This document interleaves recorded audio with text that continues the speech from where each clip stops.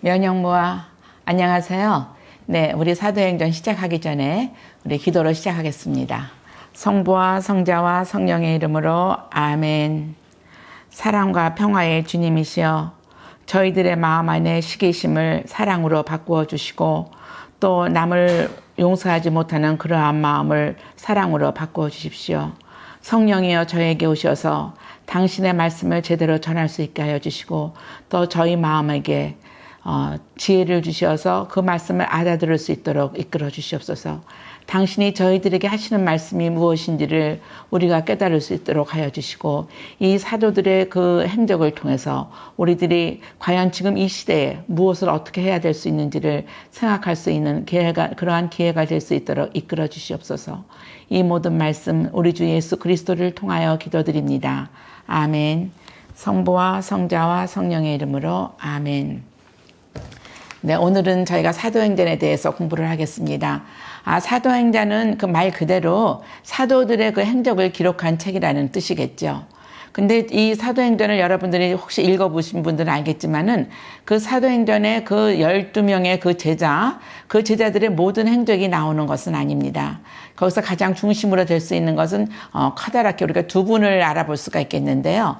그 12장까지는 그 사도 베드로를 중심으로 해서 그 사도들이 예루살렘에서 펼쳐지는 그 유대인들을 위해서 그 복음을 펼치는 그런 내용이 나오고요. 그다음 13장에서 28절까지는 사도 바오로가 회심을 하고 세례를 받은 후에 정말 예수님이 누구시다는 것을 몸소 체험하고 그것을 전하는 그 예루살렘에서부터 시작해서 로마에까지 전하는 그러한 광범위한 그 복음 선포가 이루어집니다. 그래서 저희 지금 이 전체적으로 볼 적에 12사도는 전부 다 나오지 않는다는 것을 여러분이 아시고 또 제 말씀을 들어주시면 좋겠습니다. 그 율가복음에서 여러분들 시작했을 적에 제일 먼저 데오필로스님에게 헌정한다는 그런 말이 나왔었거든요. 근데 이 사도행전에서도 시작할 적에 데오필로스님에게라는 그런 얘기가 나옵니다. 그리고 루카복음에서 마지막 절에 예수님께서 부활하시고 승천하셨다는 그런 마무리가 되고 그 다음에 사도행전에서는 맨 처음에 예수님께서 부활하셔서 승천하시는 그러한 모습이 나옵니다.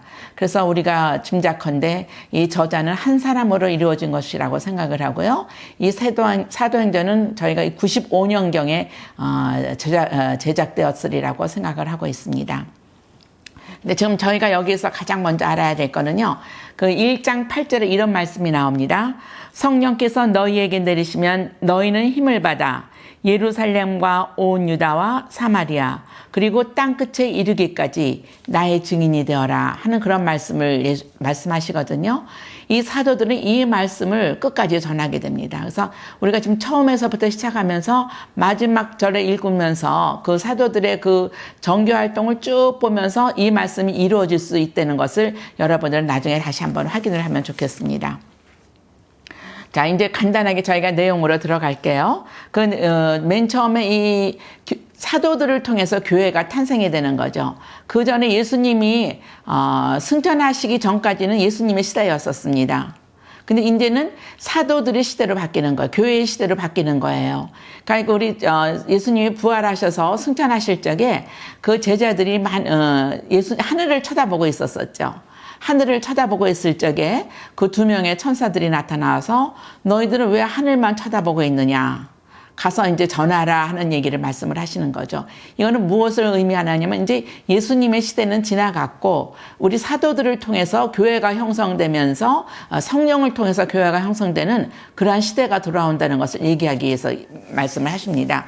이랬을 적에 사도들은 정말 너무 기뻐서 즐거운 마음으로 얼른 내려가서 성모님과 함께 예루살렘 다락방에 모여서 기도를 하게 되는 거죠.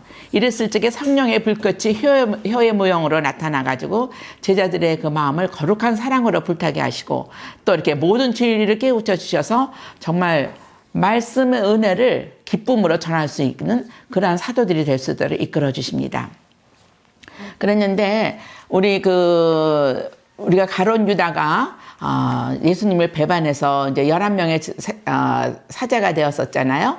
이랬을 적에 그 11명의 사도와 또 한 명의 사도를 뽑기 위해서 기도들을 합니다. 여기서 2명의 후보가 나오는데요. 요셉과 마티아라는 두 명의 후보가 나왔는데 이 사도들은 기도를 하게 됩니다. 먼저 무릎을 꿇고 기도하고 그러니까 성령을 통해서 이제 한 명의 그 사도를 뽑는 거죠. 이랬을 적에 기도하고 나서 뽑았을 적에 마티아라는 사람이 사도로 뽑히게 돼요. 그래서 이제 11명의 사도에서 12명의 사도로서 정말 하나님의 말씀을, 복음을 끝까지 증언할 수 있는 그들이 될 수가 있는 그런 상황이 되는 거지요.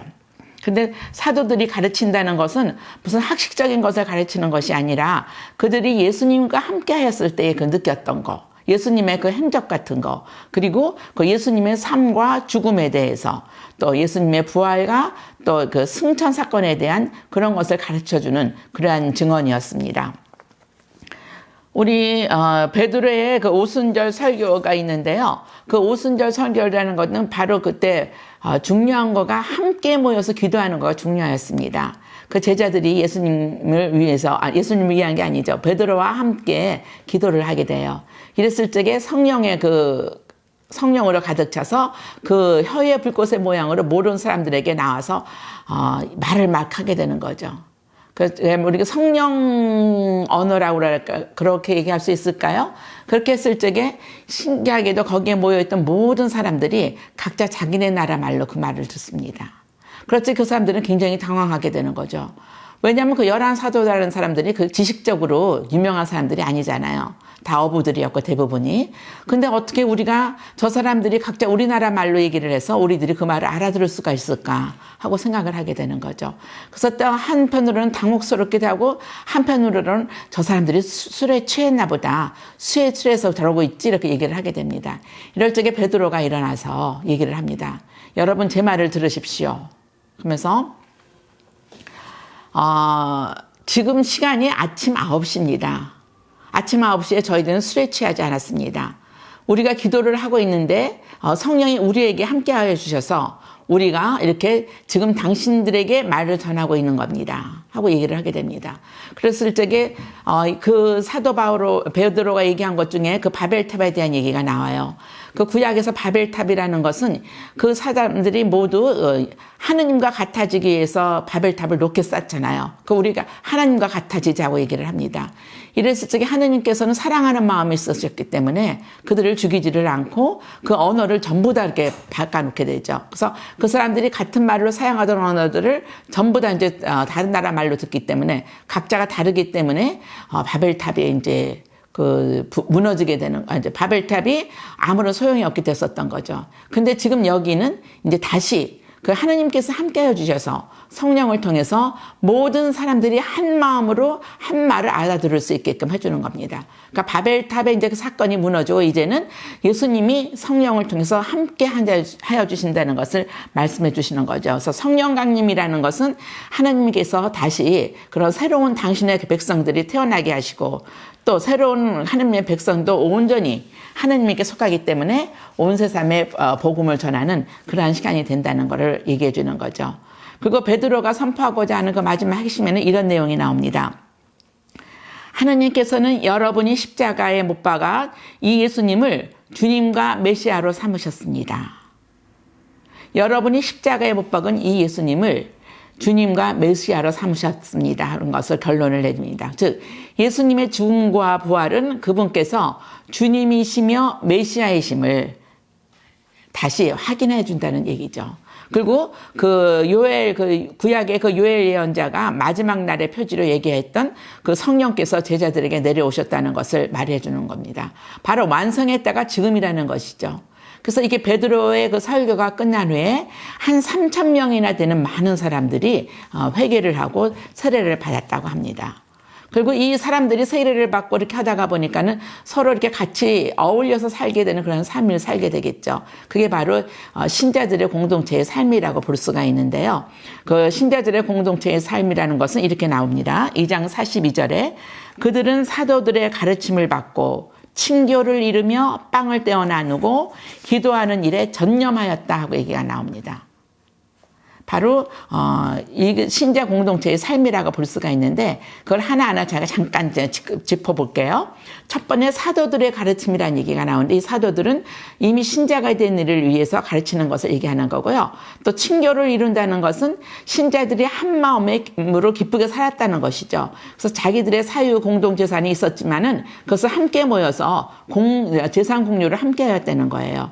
그러면서 너희 것 나의 것이 아니고 신앙 안에서 하나가 됨을 나타내주는 그러한 행동을 하고 그러한 삶을 살았다는 얘기가 나왔고요. 그 다음에 세 번째 빵을 떼어 나눈다 하는 얘기가 나옵니다. 바로 성찬례죠. 빵을 떼어서 나눈다는 것은 그래서 이렇게 우리가 성찬을 거행한 다음에 신자들이 함께 식사를 했다고 합니다. 그리고 마지막으로 함께 기도를 하였다 하는 내용이 나와요. 그러니까 함께 한다는 거가 굉장히 중요한 거예요. 함께 기도하는 것에 예수님께서도 말씀하셨죠. 너희들이 둘 이상 모인 곳에는 내가 함께 있겠다고 얘기하셨습니다. 그래서 이게 신자들이 함께 모여서 기도한다는 그게 굉장히 중요한 거였고 이 교회 안에서 어려운 일이 있을 때마다 신자들이 함께 모여서 기도를 하고 그 어려움을 해결해 나갔다는 거. 그래서 이 신자 공동체의 삶이라는 거가 바로 사도들의 가르침을 받고 친교를 이루며 빵을 떼어 나누고 기도하는 일에 전념하였다는 거. 그러니까 지금의 우리들도 이러한 모습을 정말 닮아갈 수 있는 그러한 신자들이었으면 하는 그런 바람을 가져보았습니다.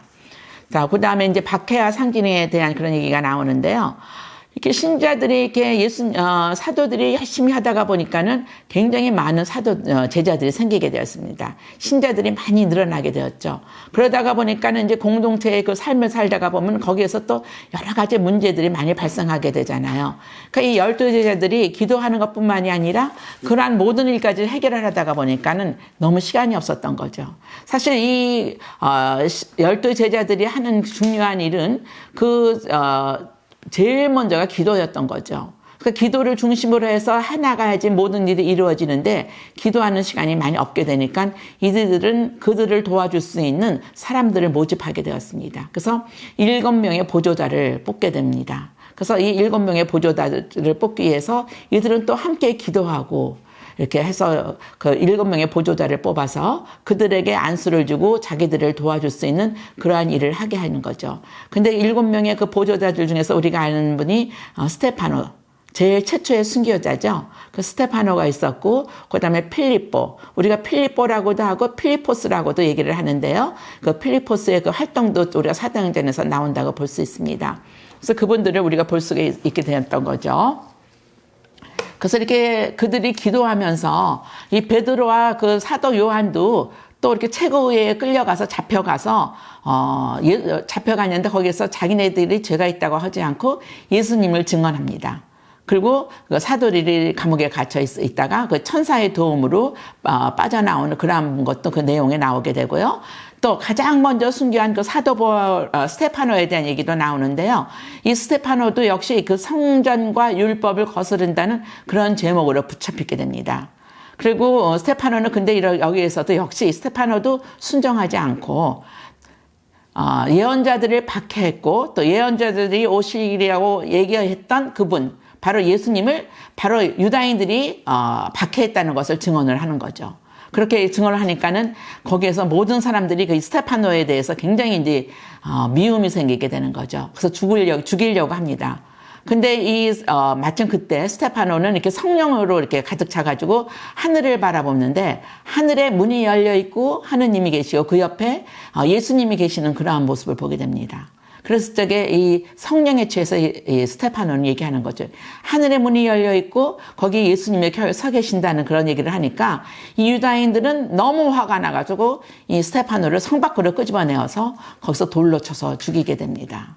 그래서 돌로 맞고 이럴 적에 그냥 맞은 게 아니라 이 스테파노는 얼마나 아팠겠어요. 돌로 쳐서 죽임을 당하는 거니까. 그런데 거기에서 어떻게 기도를 하냐면은 하느님, 이 사람들을 용서하십시오. 이들은 자기네들이 무엇을 하는지를 모르고 있습니다. 하는 기도를 마치고 정말 잠이 들게 되었습니다. 이 내용은 우리가 예수님께서 십자가에 못 박힐 적에 그 못 박히면서 못 박는 자들을 위해서 기도하시는 모습이 나오죠. 뭐라고 나오냐면은 예수님 이들을 용서하십시오. 그들은 자기네들이 무엇을 하는지를 모르고 있습니다. 하고 얘기를 해요. 바로 예수님의 한없는 사랑이시죠. 자기의 목숨을 바치시면까지도 이렇게 사람들을 구하려고 하는 그러한 마음. 그 사랑이 이 스테파노에게도 전달이 된 겁니다. 그래서 스테파노도 역시 그들이 무엇을 하는지도 모르니까 그들을 용서하십시오 하는 그러한 말씀을 남기고 돌아가시게 됩니다. 그래서 이로 말미암아서 두 가지의 그 반응이 생기게 되는 거죠. 이 스테파노를 통한 그 죽음을 통해서 많은 사람들이 개종을 하고 또 그리스도 신자가 되는 반면에 또 꽁꽁 묶여있는 마음이 묶여있는 유다인들은 어떻게 해서든지 이 사람들을 죽이려고 그렇게 나가게 되는 거죠. 그리스도인을 박해하기 시작을 하는 겁니다. 그렇게 됨으로 인해서 그 베드로를 통한 포함한 11명의 사도들은 예루살렘에서 복음을 계속 전하고 그 나머지 모든 사람들, 복음 선포를 하는 사람들은 이제 뿔뿔이 흩어지게 되는 거죠. 그러니까 처음에 예루살렘에서부터 시작했던 거가 점점 사방으로 퍼져서 이제 어느 곳이든지 이제 다 가게 되는 거예요. 그러니까 이 복음 선포자들이 사방에 흩어져 있으니까 거기서 무엇을 하셨겠습니까? 그분들이. 네. 예수님을 선포하게 되는 거죠. 그래서 이 복음 선포는 점점 더 늘어나게 되었다는 거죠. 아까 1장 8절에서 말하셨던 것 같이 너희들이 성령을 받아서 이제 유다와 예루살렘 또 사마리아 또 땅 끝에 이르는 것까지 나의 증언들을 할 것이라는 그런 말씀이 또 이루어지는 그러한 거를 우리는 또 여기서 볼 수가 있습니다. 그 다음에 필리포스 일곱 제자 중에 한 그 필리포스가요, 길을 가다가 그 에티오피아 사람 하나를 만나게 되어요. 그 넷이었는데 그 사람은 그 마차에 앉아서 그 이사야 예언서를 읽고 있었습니다. 근데 그 사람은 아직 세례를 받지 못하기 때문에 예루살렘에 가서는 있었지만은 그 이사야의 그 예언서의 그 말씀이 무슨 내용인지를 몰랐어요. 근데 무슨 내용이었냐면 이런 내용이었습니다. 그는 양처럼 도살장으로 끌려갔다. 털 깎는 사람 앞에 잠자코 서 있는 어린 양처럼 자기 입을 열지 않았다. 그는 굴욕 속에 권리를 박탈당하였다. 그의 생명이 이 세상에서 제거되어 버렸으니 누가 그의 후손을 이야기하랴. 여러분들은 누구를 지금 말하는 건지 아시겠죠? 네, 이렇게 얘기를 하는데 이 내시는 알아듣지를 못했었습니다. 근데 필리포스도 이렇게 성령을 통해서 지금 이렇게 얘기가 나오는 거예요. 가서 이 내시에게 이 말씀을 좀 풀이해 주라는 그런 천사가 얘기를 한 겁니다. 그래서 이 필리포스는 그 내시에게 가서 지금 당신이 듣고 있는 말씀이 보고 있는 말씀이 무슨 내용인지 아십니까? 하니까 모른다고 하니까 거기에 대해서 쭉 설명을 해 주십니다. 그래서 예수님에 관한 복음을 그에게 전하게 된 거죠. 근데 그들이 이제 그렇게 얘기를 하면서 길을 가다가 거기에 이제 물이 있었어요. 그러니까 그 내시가 뭐라고 얘기하냐면 여기에 물이 있습니다. 내가 세례를 받는데 어떤 것이 무슨 장애가 있을 수 있겠습니까? 나는 마음을 다하여 예수님이 하느님의 아들이심을 나는 믿고 있습니다 하고 얘기를 해요. 그러니까는 이 필리포스가 얘기를 하죠. 마음을 다하여 믿으시면은 세례를 받을 수가 있습니다 하고 얘기를 하고 거기서 세례를 주게 됩니다. 이렇게 해서 세례를 주고 이제 물로 내려가서 세례를 주었는데 그들이 물에서 올려오자 그러니까 주님의 그 성령께서 필리포스를 잡아채듯이 낚아서 데려갔다는 그렇게 성경에 써 있어요. 그러니까 이게 바로 하나의 그 성령을 통해서 나오는 거죠. 그래서 이 내시는 집으로 돌아가면서도 그 필리포스를 마저 이제 보지는 못하지만은 정말 기쁘고 즐거운 마음으로 집으로 돌아갔다는 그런 내용이 나와 있었습니다. 그래서 여러분들 이렇게 보면은 좀 여기에 좀 재미있는 얘기들이 참 많이 나와요. 사도행전에서. 근데 정말 아쉬운 것은 이거 하나하나를 제가 다 여러분들에게 설명해 줄 수 없는 거, 같이 볼 수가 없는 거가 참 아쉬움이라고 볼 수 있겠는데요. 그냥 우리가 여기서 이렇게 정말로 중요한 부분 내용만 좀 얘기를 하면 되겠습니다. 그래서 지금 저희가 베드로의 설교에 대해서 얘기를 했었고요. 그 다음에 이제 바오로에 대해서 얘기를 하는데 베드로의 설교는 아마 한 8개가 나온다고 합니다. 거기에서. 그리고 바오로의 설교가 9개, 또 무슨 다른 사람들의 설교가 또 이렇게 6개에서 모두 24개의 그 설교가 나오는데 그중엔 또 스테파노의 설교도 포함이 되어 있을 수 있겠죠. 스테파노가 이렇게 설교하고 마침내 죽음을 당했으니까는요. 그래서 이 바오로에 대해서 우리가 잠깐 살펴보겠는데요. 이 사도 바오로는 킬리키아라는 그 수도가 킬리키아라는 그 나라가 있었는데 거기에 수도 타루스스라는 데에서 살았다고 합니다. 거기서 태어난 거죠. 유다인이었지만은 거기서 태어났고 베냐민 지파였어요. 그러면 베냐민 지파는 12지파에 속하는 거잖아요. 거기에 유다인이었다는 것은 이 사람은 이미 할례를 받았고 철저한 유다인이라는 얘기죠. 그런 걸 알 수 있고, 또 그 타로스스라는 데가 그리스 중심의 헬레니즘 문화의 그 중심이었다고 해요. 그래서 거기서는 그리스 말을 많이 썼다고 합니다. 그 그리스 말을 쓰고 그리스어로 글을 쓰기도 하고 공부도 하기도 하고 모든 것을 그리스어를 통해서 했기 때문에 지금 이 보면 사도 바오로는 그 서간문들을 쓰는 거라든지 또는 얘기하는 건지 이런 거가 전부 다 그리스 말로 했다고 얘기를 합니다. 그러니까 그만큼 또 한편으로 보면은 이 사도 바오로가 굉장히 그 당시에는 좀 유식한 지식인층에 속했던 거라고 볼 수가 있죠. 그런 분이라는 걸. 그리고 또 아울러 거기서 태어났기 때문에 로마 시민권을 자동적으로 가질 수가 있었습니다.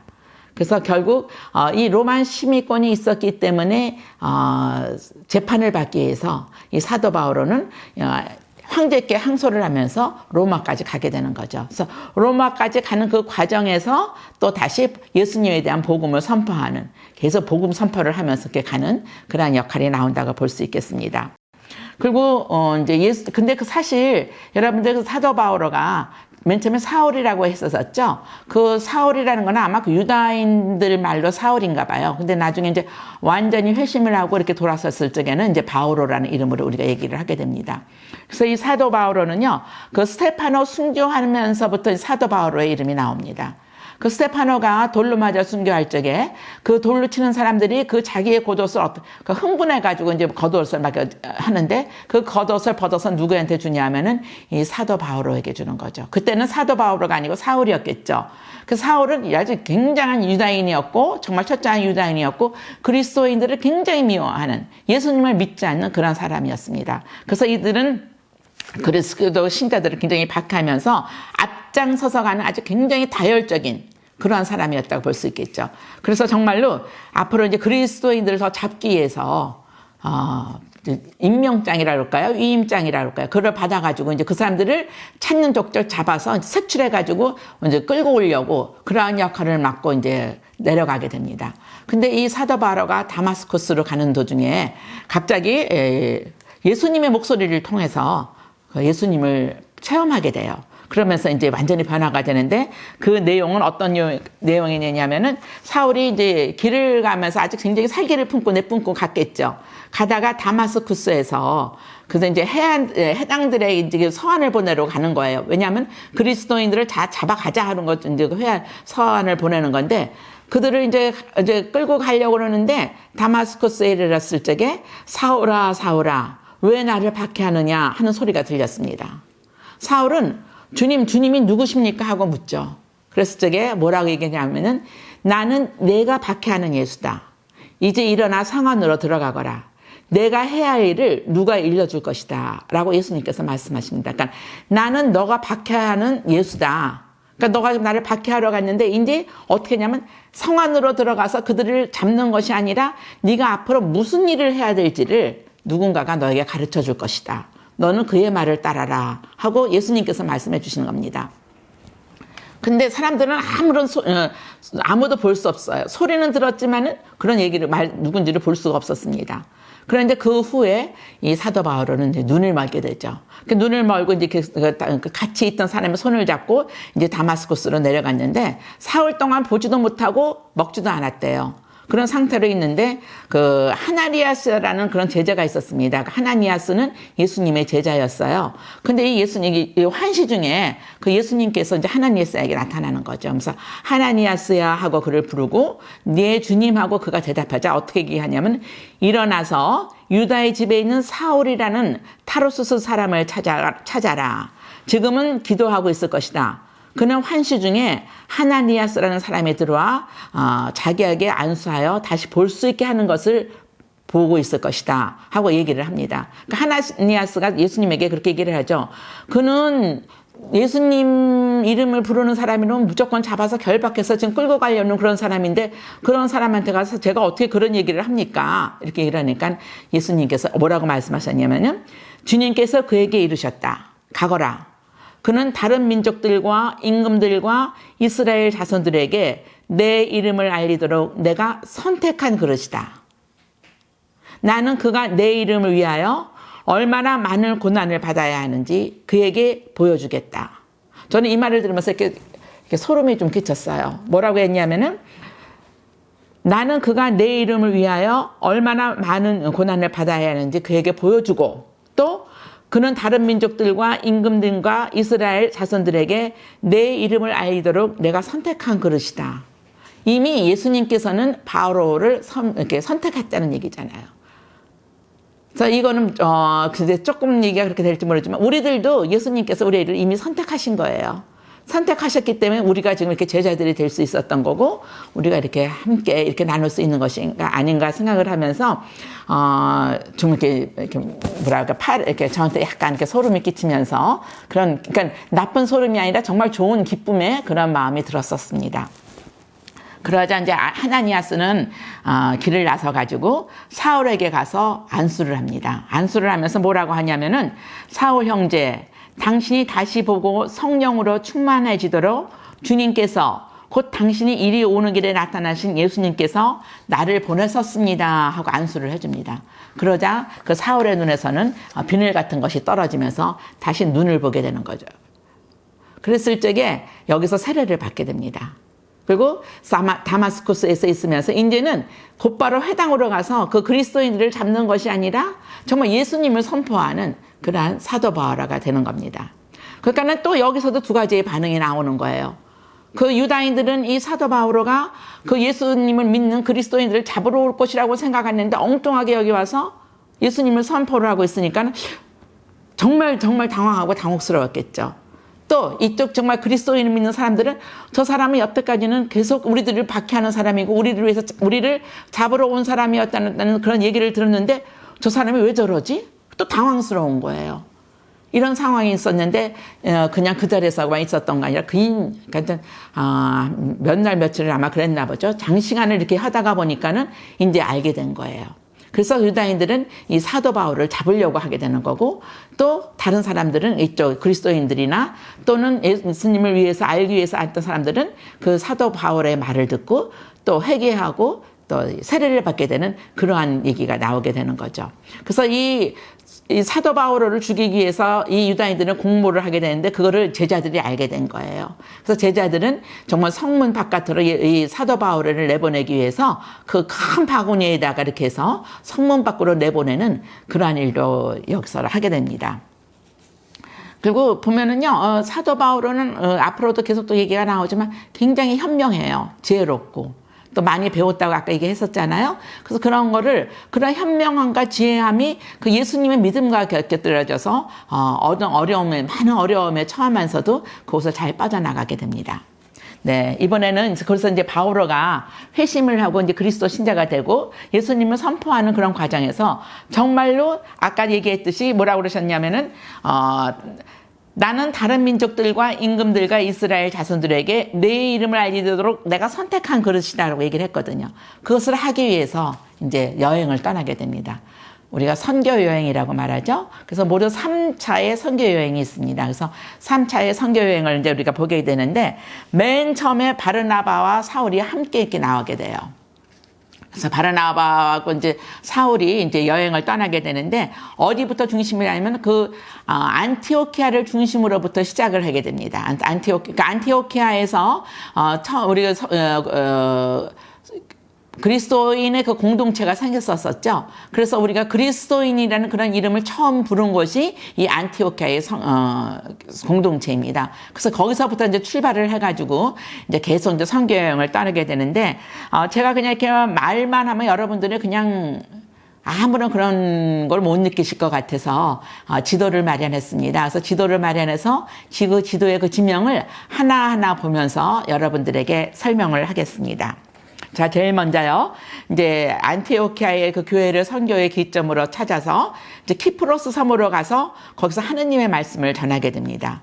근데 여기에서 이제 바르나바의 사촌 마르코라는 그 협조자를 얻게 되고 그들과 함께 가게 되는 거죠. 그래서 가면서 여러 곳에다가 그 교회 공동체를 건립하고 또 병자들을 고쳐주고 이러면서 예수님의 부활과 기쁜 소식을 설교하면서 또 선교하고 다녔습니다. 그래서 비시디아 안티오키아까지 가서 그러니까 한참 이렇게 건너서 키프로스 섬을 건너서 가게 되죠.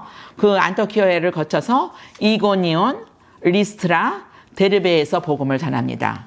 그리고 리스트라에서는 사도 바오라가 예수님의 말씀을 설교하는 중에서 또 안전뱅이를 고쳐줘요. 그럴 적에 그 주민들은 또 이렇게 뭐라 그럴까요? 예수님을 통해서 이렇게 고쳐지는 건데 이 사람들은 또 그것을 잊어버리고 바르나바는 제우스 신이고 바오로는 헤르메스 신이라고 해요. 그리스니까는요. 그렇게 얘기를 하긴 한 경우도 있습니다. 그리고 제물을 바치려고 할 때 이들이 못하도록 막게 되는 거죠. 그리고 그 리스트라라는 거는 제2전도여행에서 이제 함께 가는 티모테오의 그 고향이기도 합니다. 그래서 이제 리스트라를 이렇게 해서 그다음에 거기에서 다시 이제 데르베에서 전도한 다음에 그다음에 다시 거꾸로 여태까지 전대했던 도시들을 하나하나 되짚어가면서 그들이 정말로 얼마나 지금 예수님을 믿고 살고 있는지를 점검하면서 쭉 내려가면서 나중에 그 나탈리아라는 맨 나중에 마지막에 있죠. 그 아탈리아 거기 항구에서 이제 배를 타고 다시 시리아의 안티오키아로 이제 가게 됩니다. 그래서 이것이 바로 1차 전도 여행이라고 볼 수가 있는 거죠. 그래서 여행을 하면서도 보면은 그 이방인들은 굉장히 복음을 많이 받아들여요. 그 그리스의 그 신자들이며 뭐 이방인들은. 근데 유다인들은 자꾸만 복음을 더 배척하는 그러한 얘기가 나옵니다. 그래서 어떤 문제가 또 생겼냐면 1차 선교여행 후에 그 이방인들이 그 율법이 명하는 그 할례를 받아야 될 것이냐 말 것이냐. 그 유다인들의 그 율법을 따라서 그들이 그런 율법에 의한 그 생활을 할 것이냐 말 것이냐 이런 거에 대해서 굉장히 이제 문제가 따르게 되죠. 그래서 다시 예루살렘으로 가서 그때는 이제 사도 베드로가 가장 위죠. 그 사도 베드로와 그 다른 제자들 또 바르나바와 또 이 사도 바오로도 함께해서 거기서 문제를 의논을 하고 거기에서 이제 사도 베드로가 얘기를 합니다. 그냥 전부 다 이방인들에게는 그런 모든 것을 따르지 않고 최소한의 규범만을 따를 수 있도록 따르게 그렇게 여러 가지로 이렇게 많이 이제 변화를 주게 되는 거죠. 이렇게 해서 1차 전도여행이 끝났고 그 다음에 제2차 전도여행을 하겠습니다. 1차 전도여행보다는 2차 전도여행에서는 가는 길이 더 멀어졌어요. 점점 더 멀리 이제 퍼지게 되는 거죠.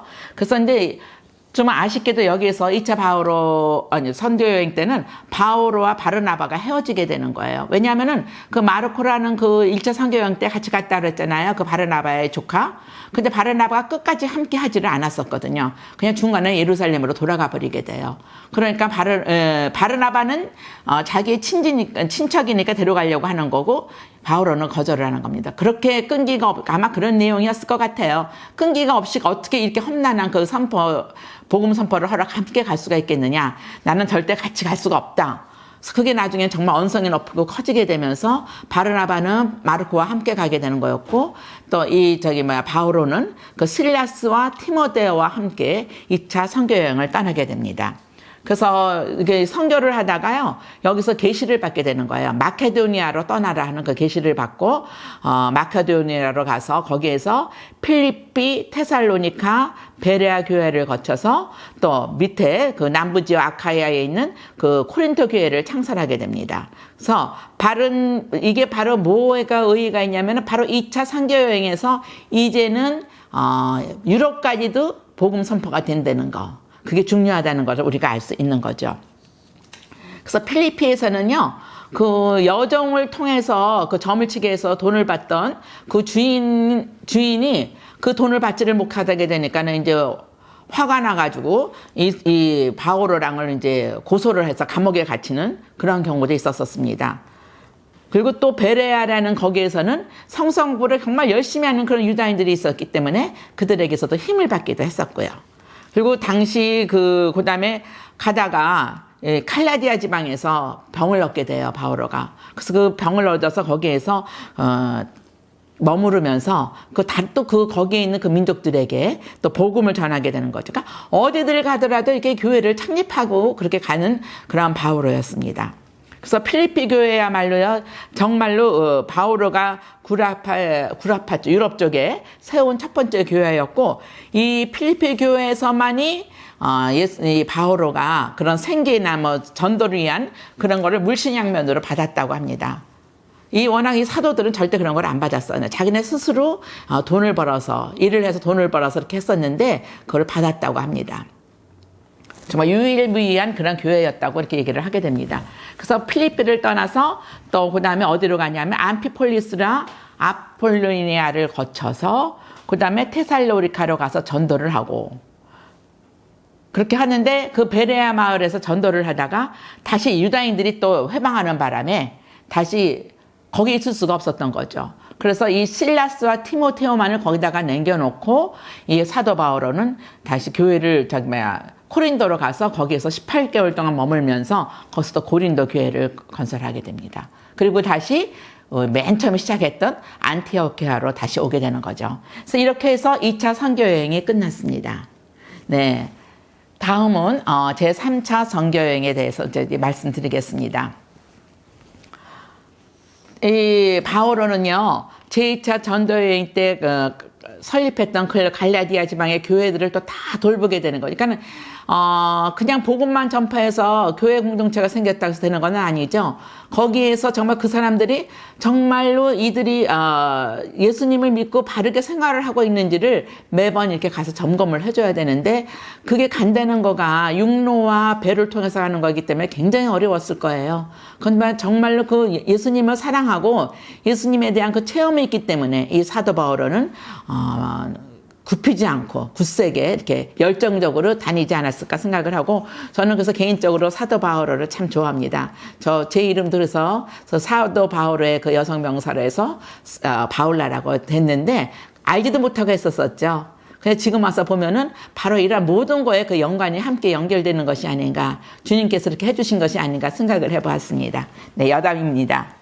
네, 그 다음에 이제 여태까지 2차 전교회 때 했었던 그 지방들을 두루두루 살피다가 그 다음에 에페소로 내려갑니다. 그래서 에페소로 내려가서 27개월 동안 머물면서 사도 바오로는 자기가 일을 하면서도 또 선교회였고, 아까 얘기했죠? 필리피에서만은 물신양면으로 그런 거를 받았었다는 거, 기쁘게 받았었다는 거. 그리고 한편으로 거기서 일도 하기도 했지만, 전도도 하고 일도 하였지만은 또 편지를 많이 썼어요.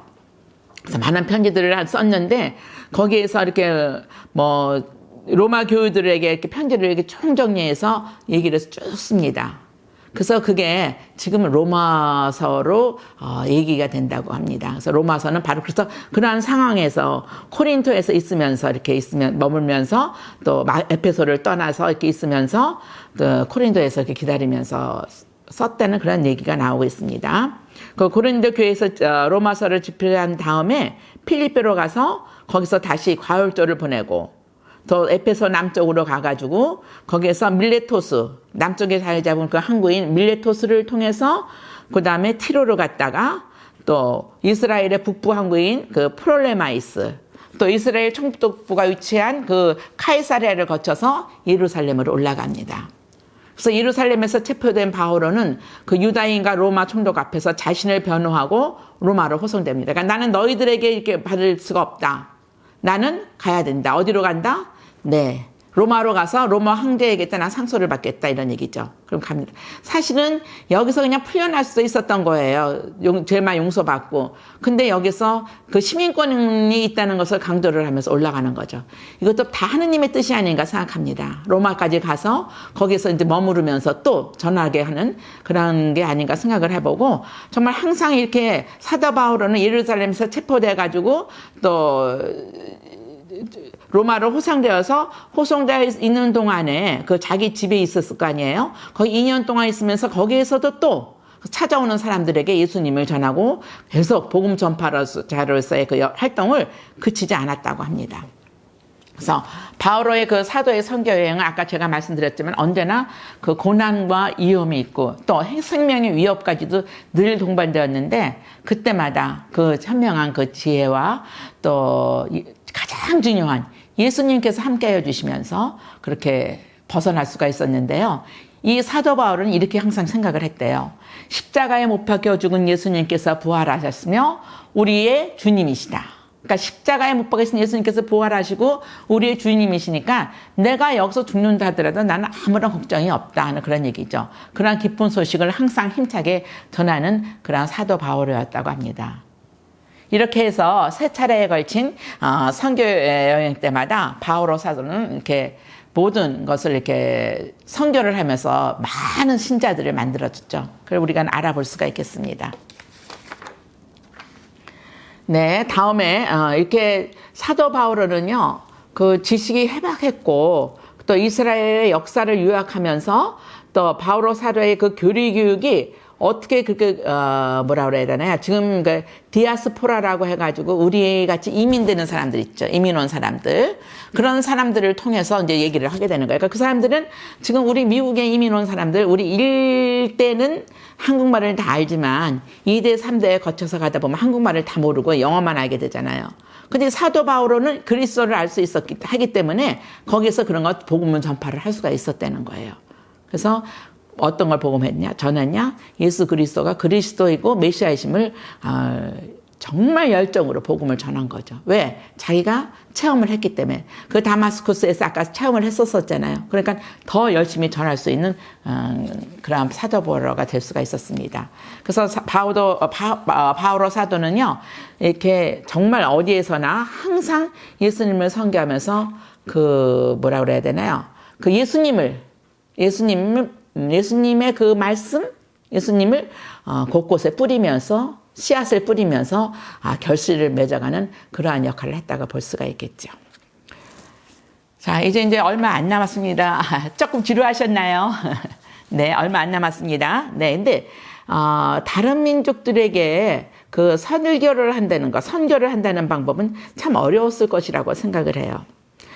특히 사도 그 베드로 얘기가 처음에 그 11장 1절에서부터 18절까지가 나오는데요. 사도들과 유다 지방에 있는 형제들이 다른 민족들도 하느님의 말씀을 받아들였다는 소문을 들었습니다. 근데 그때 베드로가 예루살렘에 올라갔을 때 이들은 할례받지 않은 할례받은 신자들이 아는 사람들과 함께 그 밥을 먹고 이렇게 했다는 거에 대해서 따지게 되는 거죠. 어떻게 함께 음식을 먹을 수가 있나요? 그러니까는 베드로가 이제 얘기를 하게 됩니다. 그러니까 베드로도 이렇게 기도하는 중에 어떤 환시를 본 거죠. 큰 아마포 같은 그릇에 이렇게 큰 그 냄비 같은 그런 그릇에 4개의 그 물건이 있었다는 거예요. 4발 달린 짐승과 들짐승과 그 다음에 하늘의 새들, 또 길짐승 이런 그런 것들이 이렇게 있었는데 그게 하늘에서부터 내려왔다는 거죠. 이랬을 적에 이러면서 베드로야 잡아먹어라, 일어나 잡아먹어라 하는 얘기가 나왔는데 이 베드로는 아닙니다. 저는 속된 것은 절대 먹지 않습니다. 여태까지 한 번도 먹어본 적이 없습니다 하고 얘기를 하는 거예요. 그러자 하늘에서 두 번째로 또 얘기를 하는 거예요. 하나님께서 깨끗하게 만드신 것을 너희는 속되다고 하지 마라 하는 얘기가 나오죠. 이런 일이 세번 거듭되고 나서야 이제 그게 모두 하늘로 올라갔어요. 바로 요때에 카이사리아에서 온 어떤 사람들이 있었습니다. 그러니까 카이사리아에 사는 사람들이 어떤 사람이 심부름꾼을 보낸 거죠. 그 심부름꾼을 보내가지고 이 베드로를 데리고 오라고 보낸 거예요. 근데 또 그 카이사리아에 있는 그 주인은 또 어떤 모습이 있었냐면은 천사가 자기 집 앞에 서서 이렇게 말했대요. 뭐라고 얘기했냐면은 너는 사람들을 보내어 베드로라고 하는 시몬을 데려오게 하여라. 그가 너에게 말씀을 일러줄 터인데 그 말씀으로 너와 너의 온 집안이 구원을 받을 것이다. 이렇게 얘기를 했대요. 그래서 베드로와 같은 시간대에 이렇게 맞았던 거 아니에요. 그래서 베드로가 이 카이사리아의 그 집에 왔습니다. 그래서 말하기 시작을 하니까는 거기서 성령께서 그들에게도 내렸다는 거예요. 그 사도들과 그 그리스도인들에게 내렸던 것 같이 이 카이사리아 사람 그 주인과 그 모든 사람들에게 내렸습니다. 그래서 이런 말씀이 생각이 났다고 했습니다. 그래서 사도 베드로가 이런 생각이 났대요. 그때 나는 요한은 물로 세례를 주었지만 너희는 성령으로 세례를 받을 것이다 하신 주님의 말씀이 생각났다고 합니다. 그래서 이렇게 하느님께서는 우리 주 예수 그리스도를 믿게 되었을 때 우리에게 주신 것과 똑같은 방법으로 다른 이방인들에게도 주는데 우리가 무엇이라고 그것을 거절하겠습니까? 하고 베드로가 얘기를 하는 거죠. 그래서 이게 모든 사람들이 묵묵히 할 말이 없었던 거죠. 그래서 잠잠히 있었다고 합니다. 그래서 이 사람들에게도 다른 모든 사람들에게도 생명에 이르는 그런 회개의 길을 열어주셨다는 것을 다 알면서 하느님을 찬양하였다고 합니다. 그래서 여기서 지금 말하는 거, 그 이방인을 속되거나 더럽다고 여기지 않고 이방인의 집에 들어가서 복음을 전하는 게 바로 이제 베드로가 얘기해 준 거지만은 베드로뿐만이 아니라 모든 사람들도 함께 이렇게 할 수가 있었다는 거죠. 그래서 다른 사람들에게도 이렇게 복음을 전하겠다는 그런 내용이 나와 있고요. 그 다음에 이제 바오로 사도도 역시 처음에는 참 힘들었었겠죠. 그래서 이렇게 세례를 주었는데 아까도 유다인들이 이제 계속 이제 그야말로 딴지라고 그러나요? 거는 거예요. 믿는 사람들도. 그 사람들은 유다인으로서의 일을 해야 되잖아요. 유다인으로서의 어떤 그런 걸 해야 되는 게 아닙니까? 했을 적에 사도 베드로가 얘기했다 그랬죠. 모든 것을 다 풀어주면서 정말로 최소한의 거, 그러니까 우상에게 바친 그런 재물만은 먹지 마라 하고 얘기를 했답니다. 그래서 그 규정을 많이 이렇게 풀어준 그러한 역할을 한 거죠. 근데 이 또 사도 바오로는요, 이걸 굉장히 나는 어떻게 해서든지 몇 사람이라도 구원하려고 모든 이에게 모든 것이 되겠습니다. 그러니까 유다인에게는 유다인처럼, 자유인에게는 자유인인 것처럼, 이렇게 모든 것을 약한 사람들에게는 약한 사람처럼 이렇게 함께 어울려서 하느님을 정하겠다, 예수님을 전하겠다는 그러한 믿음을 가지고 했었다는 게 그 고린도서에 나오게 됩니다. 네, 이렇게 해서 이제 바오로는요, 이제 예루살렘에서부터 시작해서 후송이 되어 가지고 이제 로마로까지 가게 되는 거죠. 그래서 이제 로마에 이제 가면서 이렇게 재판을 하게 되는데요. 로마에, 그러니까 이 선교행에서 돌아와 가지고 예루살렘 성전에 갔다가 다시 이렇게 나오려고 하는데 그 아시아 출신인 그 유다인들의 난동으로 로마군에게 체포되옵니다. 체포되었을 때 이제 총독의 재판이 시작이 되는 거죠. 그때 이 사람은 로마 시민권을 내세우는 거예요. 사도 바오로는. 그래서 이제 끌려가게 되는 거죠. 그래서 이제 끌려가게 되었다는 거 아까도 얘기했고 이게 다 이게 하느님의 뜻이 아닌가 생각해 보았다고 했습니다. 그래서 이제 쭉 가는 길에 그 3차 전도여행이 끝난 후에 이렇게 예루살렘으로 가는 길에요. 그 필리포, 아까 필리포 있었잖아요. 그 필리포의 세 딸이 예언자였대요. 근데 거기 또 그 중에 또 다른 사람, 유다에서 온 그 하가보스라는 그 예언자가 있었는데 그 예언자가 바오로의 한테 와서 바오로의 허리띠를 이렇게 빼가지고 자기의 손과 자기를 발을 묶었대요. 묶으면서 얘기를 했답니다. 이 띠를 갖고 있는 이 띠의 그 임자는 이런 식으로 해서 죽임을 당할 것이다는, 그러니까 뭐 그런 어려움을 당할 것이다는 그런 얘기를 했다고 해요. 근데 그런 얘기를 들으면서도 사도 바울은 주춤하지 않고 용감하게 로마로까지 가게 됩니다. 그래서 그 로마에까지 가서 정말 그 의회의원 앞에서도 그렇고 총독 앞에서도 그렇고 나중에 그 아그리빠 왕, 그 왕 앞에서도 끝까지 제일 먼저 예수 그리스도께서 고난을 받으시고 죽으셨고 제일 먼저 부활하셨고 또 이스라엘 백성과 이방인들에게도 이렇게 선포하시는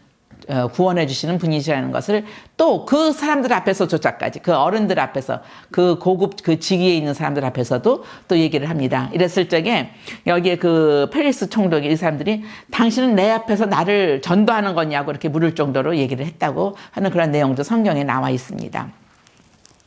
네, 이래서 사도 바오로는 로마에서 만 2년 동안은 이제 복음을 선포하게 돼요. 그래서 로마 시민권을 가진 사람이 그 카이사르 왕에게 상소를 했기 때문에 그 과정이 있겠죠. 그 과정을 이제 위해서 이제 로마로 가는 중에 도중에 태풍을 만납니다. 태풍을 만나가지고 그 조난을 당하는데 그 섬이 멜리테섬이라고 합니다. 멜리테섬. 근데 거기에서 추장의 아들들을 고쳐줘요. 그러니까 거기서 또 막 신이라고 막 했겠죠. 근데 아니라고 얘기를 했고, 그리고 로마에 도착해서 2년 동안에 자기의 집에서 있는 동안에 거기에서 예수님의 그 말씀을 들고 복음을 전하는 그러한 생활을 했다고 얘기가 나와 있습니다. 네, 이렇게 해서 사도행전의 그 마지막 그 장면이 바오로 사도가 로마에 도착하여서 집에서 사람들을 맞아들이면서 아무 방해도 받지 않고 아주 담대히 하느님 나라를 선포하며 주 예수 그리스도에 관하여 가르쳤다 하는 28장 31절의 말씀으로 끝이 납니다. 근데 사도행전에서는요, 그 내용이 나오지가 않지만은 그 네로 황제 시에 그 로마의 그 대화재가 있었잖아요. 거기에서 이 사도 바오로는 순교를 하게 됩니다. 참수를 당하게 되는 거죠. 근데 이제 그런 얘기는 여기 나오지 않나요. 근데 우리들은 이제 그런 사도들이 결국 다 순교했으니까 그런 내용도 우리는 한번 알아봐야 되지 않을까 생각을 해봤는데요. 지금 여기서 이 얘기가 안 나오는 이유는 그 사도행전이 우리들에게 주는 거는 그 사도 바오로의 그 순교가 중요한 게 아니라 그 예수님의 그 말씀의 그 생명력이라고 볼 수 있는 거죠. 그 생명력이 그 온갖 어려움 속에서도 그 힘차게 퍼져나간다는 거. 그래서 말씀을 전파하는 모든 이는 성령의 능력으로 말씀의 종으로 사는 거다 하는 것을 가르쳐 주기 위해서 이렇게 그 순교하는 내용은 아마 안 나온 것 같습니다. 근데 여기서 그래서 저도 또 생각을 해봤습니다.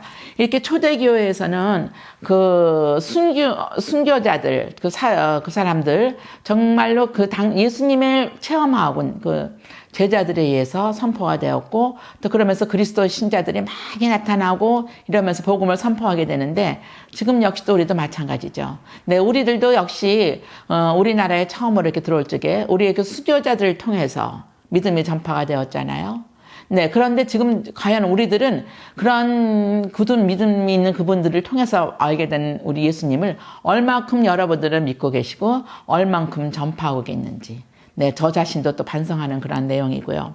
그래서 지금 복음 선포는 사도들만, 저도 이 사도행전을 보면서 생각을 했어요. 그래서 이 복음 전파라는 것이 사도들만 하는 것이 아니라는 거. 그 저는 이 사도행전을 정말 굉장히 좀 간단하게 솔직히 생각을 했었거든요. 근데 하면 할수록 자꾸 이렇게 파고 들어갈수록 굉장히 저한테는 이렇게 어렵게 다가왔었습니다. 그래서 굉장히 힘든 그런 그런 사도행전을 제가 했었는데요. 그래서 저는 지금 우리의 그 모습과 행동에서 주님을 사랑하는 그런 확신한 그런 믿음과 열정이 있을 때 우리도 바로 복음을 전하는 것이라고 생각을 해보았어요. 그러니까 우리가 이 사도들 같이 순교자들 같이 막 남에 가서 하는 게 아니라 있는 우리의 모습에서 이렇게 해나가는 거, 이런 거가 바로 복음을 전하는 거라고 생각을 했고, 저희가 저 12월 달에 그 불의이웃돕기 하는 거 여러분들을 함께 도와주셨고 함께 하였습니다. 그래서 거기서 우리가 서로 따뜻함을 느낄 수가 있었던 거, 이런 것들도 우리가 복음을 전하는 그러한 내용이 아닌가, 그런 게 아닌가 생각을 해보았거든요. 그래서 끝으로 하느님께서는 누구와도 함께 계신다는 거, 우리뿐만이 아니라 어느 누구와도 이 세상의 모든 사람들과는 함께 계시다는 거, 그걸 알고 있고, 또 마지막에 나다 두려워하지 마라, 나는 항상 너와 함께 있겠다는 그 말씀, 저는 그 말씀을 가지고 앞으로 많이 노력을 하면서 살겠습니다. 네, 감사합니다. 마침 기도 하시겠습니다. 성부와 성자와 성령의 이름으로 아멘. 성령님, 하느님의 도우심으로 저를 가르치어 하느님께 흠숭과 영광이 되고 또한 영혼의 구원이 되며 성모님의 기쁨이 되는 삶을 살게 하소서. 그리하여 하느님의 쓸모있는 종으로서 죽게 하소서. 우리 주보 한국 순교자들이여, 저희를 순교 정신으로 살게 하소서. 이것이 주님을 사랑하고 죄인들의 회개를 위하며 마리아의 하자없인 성신께 끼친 욕을 배상하는 것이옵니다. 아멘. 성부와 성자와 성령의 이름으로 아멘. 감사합니다.